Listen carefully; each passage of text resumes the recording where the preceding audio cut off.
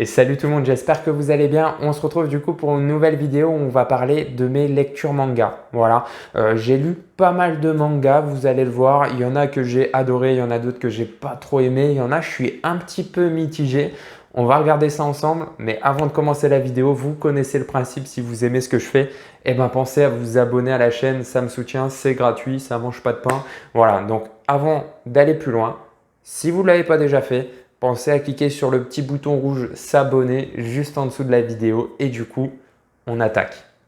Et on commence avec le tome 16 de Dr Stone. Donc j'ai un peu de retard, j'ai un tome de retard si je vous dis pas de bêtises sur Dr Stone. Mais comme je vous l'ai dit, il y a des moments, Dr Stone, j'ai pas du tout envie de le lire et il y a des moments où j'ai vraiment envie de le lire. Et ce tome 6, ça faisait un petit moment que je l'avais acheté, mais du coup, j'avais pas envie. Et j'ai eu un moment où je me suis dit, allez, on va le lire. Et du coup, c'était plutôt pas mal. Alors ce tome, je l'ai vraiment aimé parce qu'il clôture un arc qui était vraiment très très bien. Et finalement, il fait avancer l'intrigue en même temps, vu qu'on clôture un arc et un début d'un nouvel arc qui arrive, qui a l'air un peu ouf aussi. Je ne sais pas vraiment si c'est ce qu'il faut, quoi. Mais voilà, on clôture un arc qui était très bien pensé et c'est pas en fait un tome, un énième tome pour nous pondre une invention de Senku, voilà, juste sur un tome. Ici, on a un combat, on a une intrigue qui se termine, on a un nouvel arc qui commence. On a enfin un objet pour pouvoir pétrifier les gens. Donc c'est ça en plus qui fait avancer énormément l'intrigue. On n'est plus juste comment on fait, comment ça se fait qu'on soit pétrifié, que les gens se transforment en pierre, etc. Là, on a un début d'élément. Et en plus, ce début d'élément, cet objet en question, ils lui ont donné un nom. Et comment il s'appelle? Eh bien, il s'appelle Dr Stone. Et je ne sais pas vous, mais pour moi, à partir du moment qu'on donne à un objet ou à une personne le nom du manga en question, hormis certaines exceptions, c'est quand même qu'on arrive sur quelque chose, on arrive sur un but, on arrive sur quelque chose voilà, de concret et il y a une grosse avancée. Hormis, je ne sais pas, Naruto, parce que voilà, c'est le personnage principal, etc. Mais là, Dr Stone, en l'occurrence, on n'avait pas vraiment de grosses explications. Moi, je pensais même que le manga, il s'appelait comme ça, simplement parce qu'il y a des gens qui se transformaient en pierre et voilà, on a une sorte de docteur qui les fait sortir de la pierre. Et là, en l'occurrence, non, on se rend compte qu'il y a vraiment un objet qui s'appelle Dr Stone. Donc, est-ce que ça va faire une avancée quelque chose? Est-ce que ça va nous apporter quelque chose dans le futur? Voilà, on le découvrira sûrement dans le tome 17. En tout cas, l'arc qui arrive à la fin, je suis à moitié conquis. Voilà, aller conquérir l'Amérique, aller conquérir la Lune, etc. Je ne sais pas du tout ce que ça va donner. Je pense qu'il y aura des sous-arcs, etc. Parce que, enfin, s'ils y arrivent à y aller en 5 tomes, quoi, c'est un peu fou. Donc bon, voilà, le tome 16, il était pas mal. On va voir ce que ça va donner dans la suite. Je n'ai pas encore acheté la suite. Je l'achèterai plus tard. Mais bon, voilà, très bon tome. On continue avec Shangri-La Frontier, le tome 1. Alors honnêtement, ce manga-là, Shangri-La Frontier, c'est ma meilleure lecture de ce mois-ci. Enfin, du mois de septembre, vu que c'est ma lecture du mois de septembre. Mais ouais, je suis vraiment épaté par ce manga. On n'est pas sur une sorte d'isekai classique, etc. Je ne sais même pas si on peut le considérer comme un isekai parce que finalement, il n'est pas transporté, bloqué dans un autre monde. Ici, il peut faire ses va-et-vient, etc. Pour moi, on est beaucoup plus dans une sorte, comme je l'ai dit lors de la vidéo Achat Manga, dans une sorte de Ready Player One. Voilà, pour ceux qui connaissent le film, on a juste une personne voilà, dans le futur qui en fait, en mettant un casque, qui se retrouve transporté dans un jeu et voilà, il va faire son aventure, etc. En l'occurrence, oui, la personne, elle est surcheatée, elle est super forte, mais c'est pas parce que c'est un élu divin, etc. Non, c'est parce que au début, elle était sûrement nulle, mais elle s'est tellement, la personne en question a tellement joué à des jeux durs, à des jeux avec des bugs, etc. Que le moment où du coup cette personne va passer sur un jeu sans bug, très fluide, etc. Et ben, ça lui paraît super facile et il a déjà beaucoup d'expérience. Donc, il y a une explication que je trouve plutôt pas mal. Et pareil, c'est le tome 1. Donc, pour moi, voilà, s'il n'y a pas trop de difficultés pour l'instant, c'est un peu normal, mais il y en aura sûrement par la suite, je pense. Donc voilà, tome 1, excellent. Voilà, on a une très bonne intrigue. Le personnage principal, il est charismatique. On a une sorte de personne qui veut suivre ce personnage principal, qui veut le retrouver dans le jeu, sûrement pour l'inviter dans sa guilde, etc. Bon, à voir où ça nous mène dans le futur. Mais voilà, on a un très bon début de manga. Je pense que ça va être une de mes licences préférées, en tout cas si elle continue sur cette lancée-là pour la suite des tomes. Mais voilà, j'ai surkiffé ce manga. Aohashi, le tome 3. Bon, alors c'est pareil ici, je crois que j'ai un tome de retard. Mais voilà, il est toujours dans la même veine que les deux tomes d'avant. On a toujours ici un manga super plaisant, super cool à lire. Voilà, je l'ai dit à chaque fois, mais pour moi, c'est un peu le nouvel Olive et Tom. Il n'a absolument rien à voir avec Blue Lock. On est sur deux choses différentes. On n'est pas sur un manga de foot en 1 contre 1 ou en mode Battle Royale. Ici, on est vraiment sur un vrai manga de foot. Donc, on reste toujours dans cet esprit sportif. Voilà, le fait de vouloir aller de l'avant, le fait que Ashito veuille aller dans cette équipe A tout de suite. C'est ce qui se passe un peu à la fin du tome et je pense que c'est ce qui va, ça va être le sujet en question du coup dans le tome 4 parce qu'à la fin du coup on a un match qui se prépare et du coup quelque chose on va dire à la clé. Donc bon voilà, un très bon tome, toujours dans la même veine, un très bon manga de sport qui se prépare. Donc bon, à voir la suite, le tome 4 je vais l'acheter dans tous les cas et j'ai plutôt kiffé voilà, ce tome-ci. Mission Yozakura Family, le tome 4. Alors là, par contre, j'ai quelque chose à dire dessus. Le tome 1, ça allait. J'ai kiffé. Le tome 2, ça allait pas. J'ai pas du tout kiffé. Le tome 3, ça allait. Ça m'a un peu réconcilié.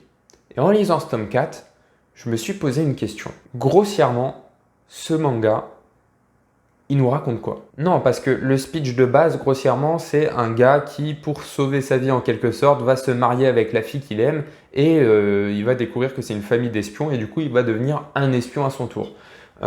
Donc, le speech est plutôt pas mal, surtout au niveau des personnages, parce que les personnages sont très charismatiques.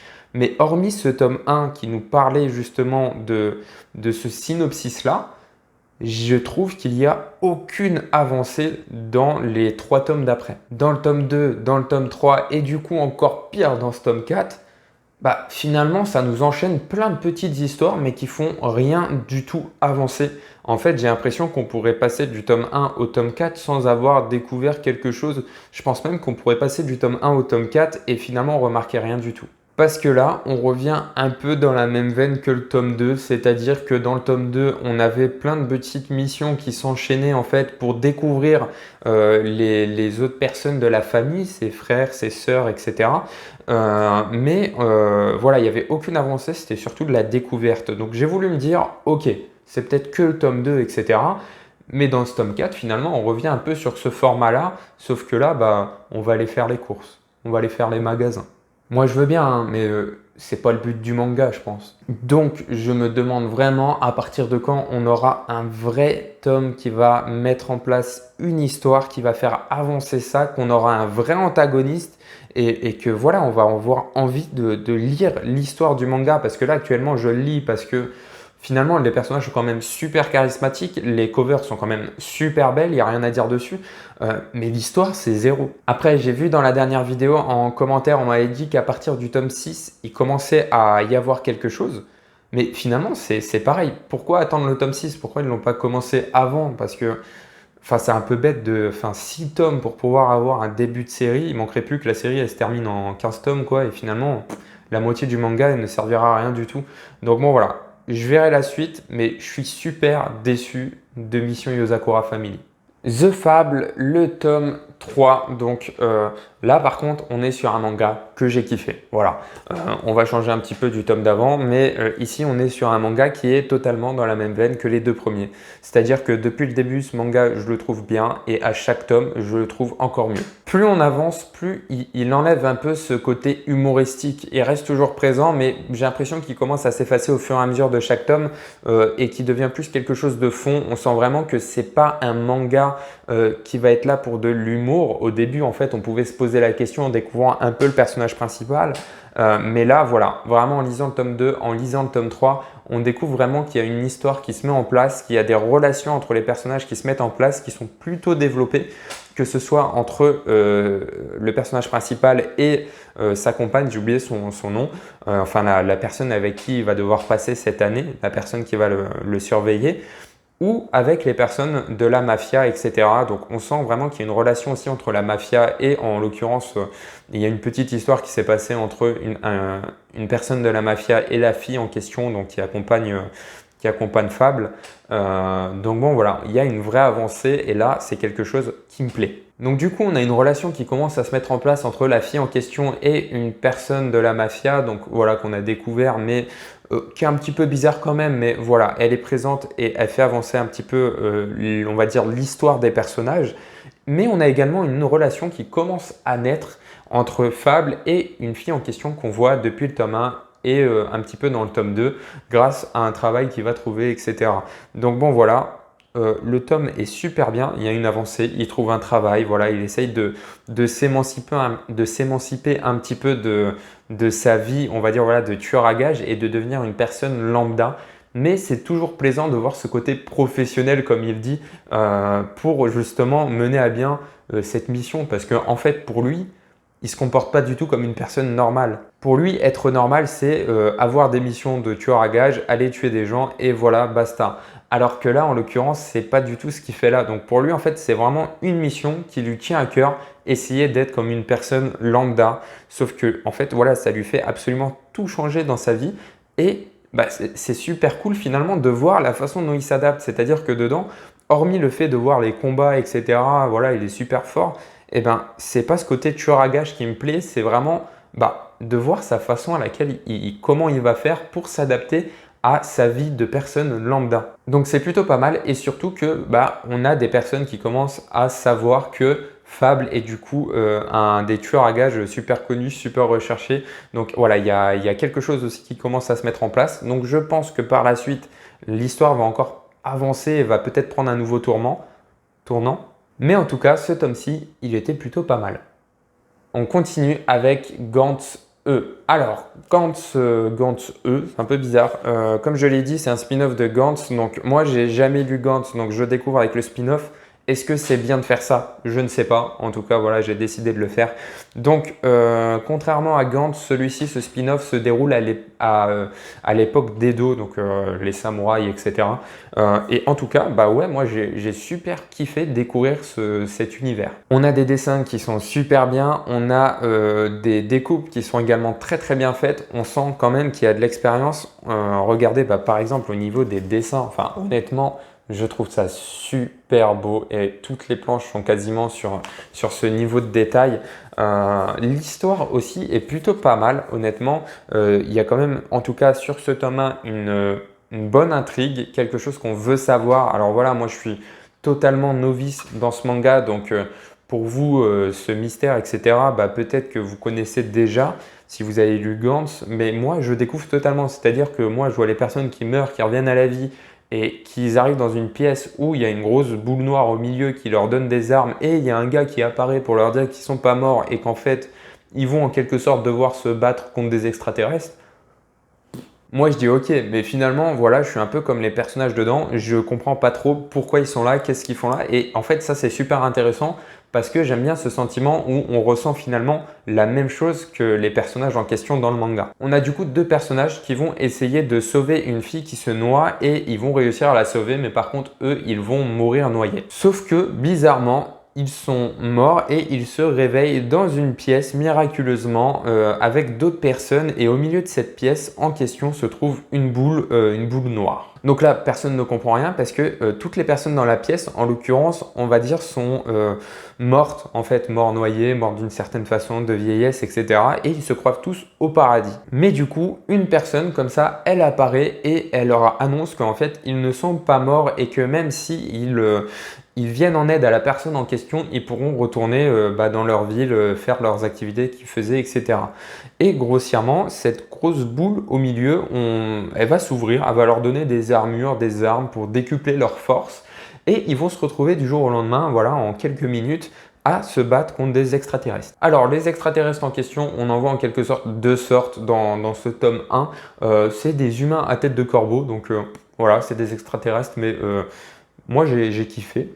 Et à la fin, on a une sorte de le big boss en gros de ces hommes corbeaux qui a une autre dégaine qui est beaucoup plus imposante, qui est beaucoup plus badass et que du coup on découvrira dans le tome 2. Voilà, mais ça m'a donné envie. Par contre, comme je l'ai dit dans la vidéo achat manga, ce qui est vraiment saoulant, c'est que ce tome 1, je l'ai vraiment kiffé et le tome 2, il arrive en février 2022, donc dans super longtemps. Et encore, s'il n'est pas repoussé avec toutes les pénuries de papier qu'il y a, etc. Parce que là, j'ai l'impression que tous les mangas qui sortent, c'est un peu comme les annonces de jeux vidéo. En fait, les jeux vidéo ne sortent jamais en ce moment à la date auquel ils sont annoncés.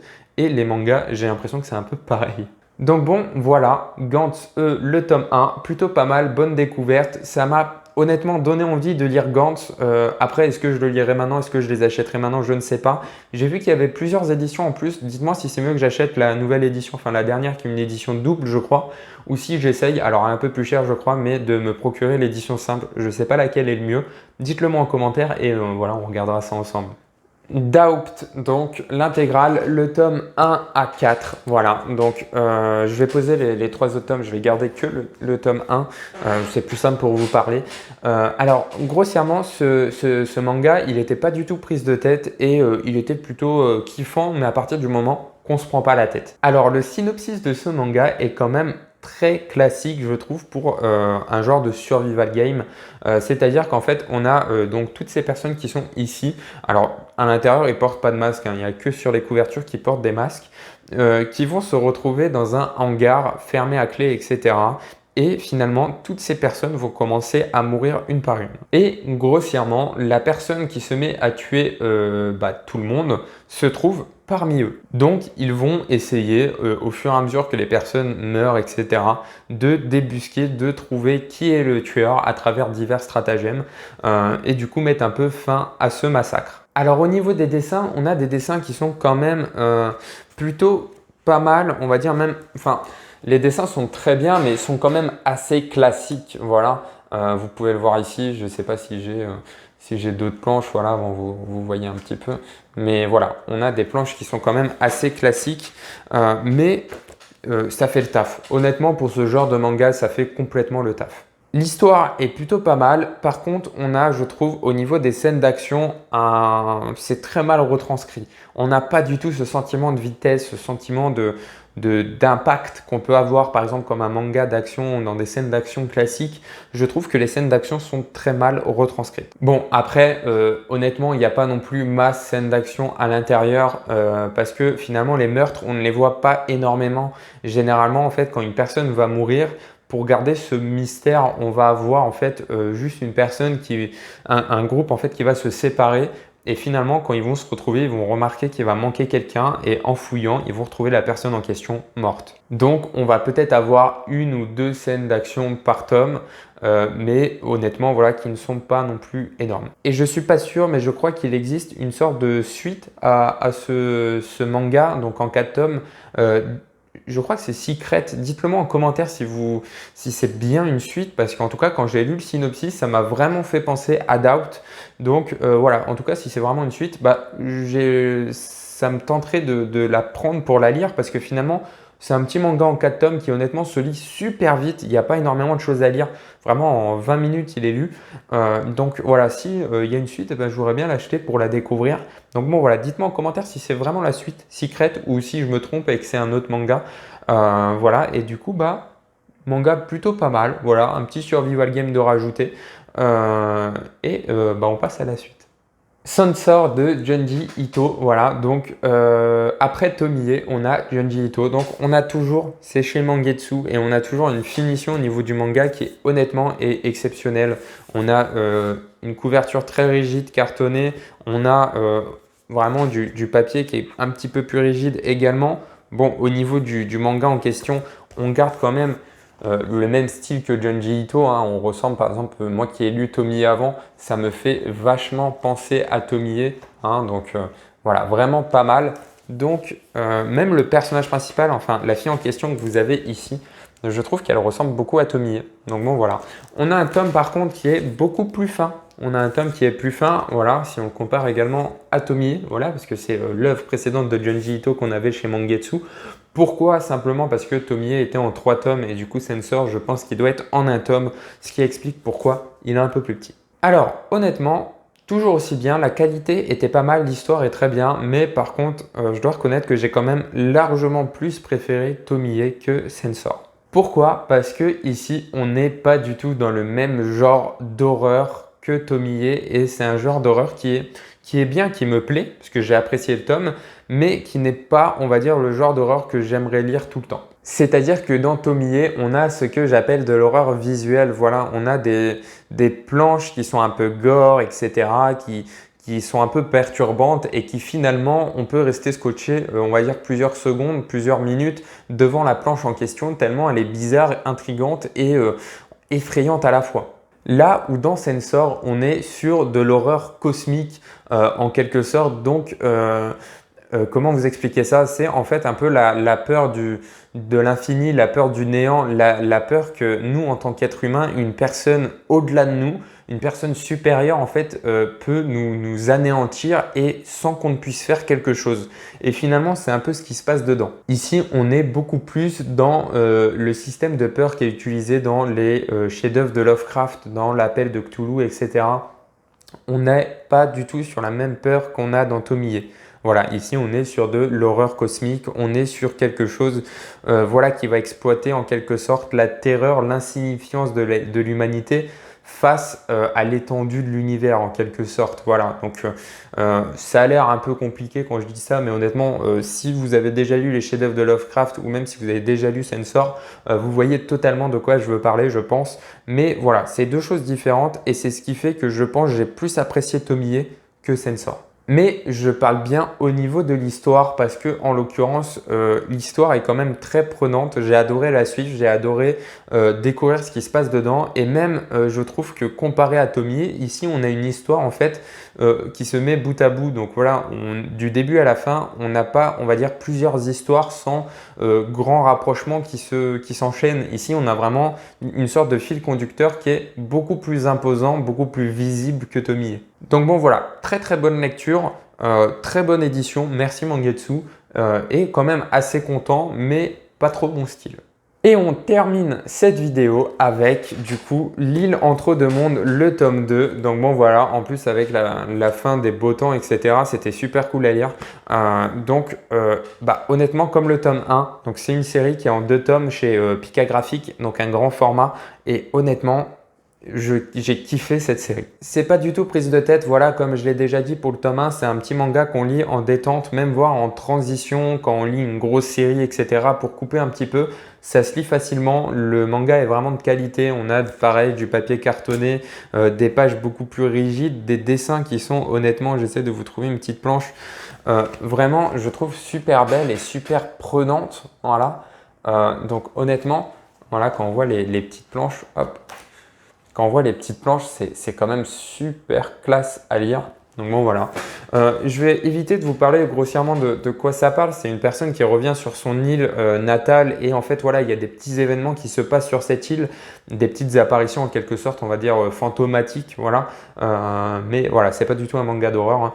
Hein. Et du coup, on essaye de trouver une raison à ça et finalement, des fois, ça nous apporte que il n'y a pas besoin vraiment de trouver une raison à quelque chose et qu'il faut savoir l'accepter. Voilà.